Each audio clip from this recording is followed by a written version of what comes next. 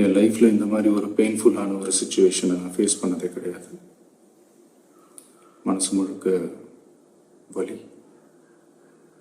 வலி மட்டும்தான்.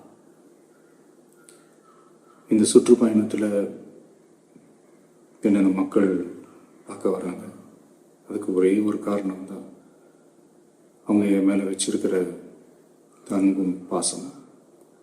அந்த அன்புக்கும் பாசத்துக்கும் நான் எப்பவும் கடமைப்பட்டிருக்கிறேன். அதனால தான் இந்த சுற்றுப்பயணத்தில் மற்ற எல்லா விஷயங்களையும் தாண்டி மக்களுடைய சேஃப்டி, அதில் எந்த காம்ப்ரமைஸும் பண்ணிடக்கூடாதுன்றதுக்காக தான் அது என் மனசில் ரொம்ப ஆழமாக இருக்கும் அந்த எண்ணம். அதனால தான் இந்த அரசியல் காரணங்கள் எல்லாத்தையும் தவிர்த்துட்டு ஒதுக்கி வச்சுட்டு மக்களுடைய சேஃப்டி மட்டும் மைண்டில் வச்சுக்கிட்டு அதுக்கான இடங்களை சூஸ் பண்ணுறது, அதுக்கான இடங்களை பார்த்து பெர்மிஷன் கேட்குறது, போலீஸ் டிபார்ட்மெண்ட்டில் அதை ரிக்வெஸ்ட் பண்ணி கேட்போம். ஆனால் நடக்கக்கூடாதது நடந்துருச்சு. ஆனால் மனுஷன் தானே, அந்த நேரத்தில் அத்தனை பேர் பாதிக்கப்பட்டு இருக்கும்போது எப்படி அந்த ஊரை விட்டுட்டு என்னால் கிளம்பி வர முடியும்? நான் திரும்ப அங்கே போகணும்னு இருந்துச்சுன்னா அதை ஒரு காரணம் காட்டி அங்கே வேறு சில பதட்டமான சுச்சுவேஷன்ஸ், வேறு சில அசம்பாவிதங்கள், அந்த மாதிரி எதுவும் நடந்துடக்கூடாதுன்றதுக்காக தான் நான் அவாய்ட் பண்ணேன்.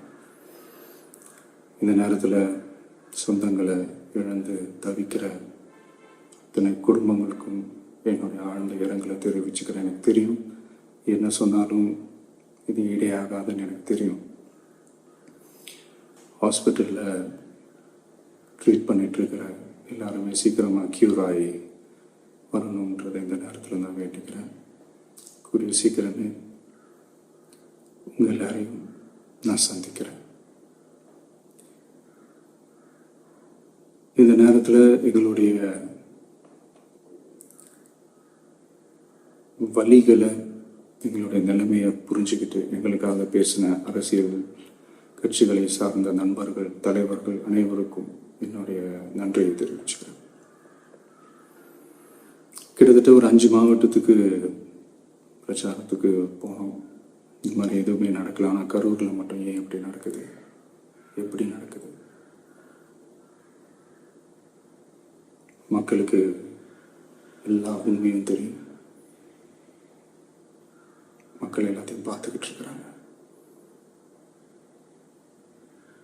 கரூரை சேர்ந்த அந்த மக்கள் அந்த உண்மையெல்லாம் வெளியில் சொல்லும்போது எனக்கு கடவுளே நேரில் வந்து இறங்கி அந்த உண்மைகள்லாம் சொல்கிற மாதிரி எனக்கு தோணுச்சு. சீக்கிரமே எல்லா உண்மைகளும் வெளியில் வரும்.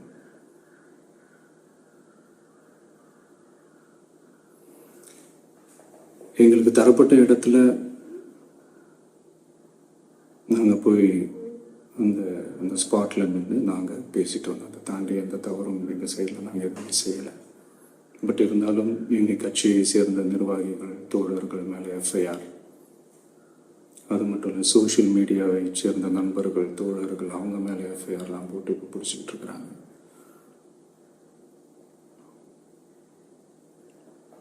சிஎம் சார், உங்களுக்கு ஏதாவது இந்த பழி வாங்கணும் அப்படின்ற எண்ணம் ஏதாவது இருந்துச்சுன்னா என்ன வேணாலும் பண்ணுங்க. அவங்க மேலே கை வைக்காதீங்க. நான் ஒன்று வீட்டில் இருப்பேன், இல்லை நான் ஆஃபீஸில் இருப்பேன். என்ன வேணாலும் செய்யுங்க. நண்பர்களே, தோழர்களே, நம்மளுடைய அரசியல் பயணம் இன்னும் ஸ்ட்ராங்காக, இன்னும் தைரியத்தோட கண்டினியூ ஆகும்.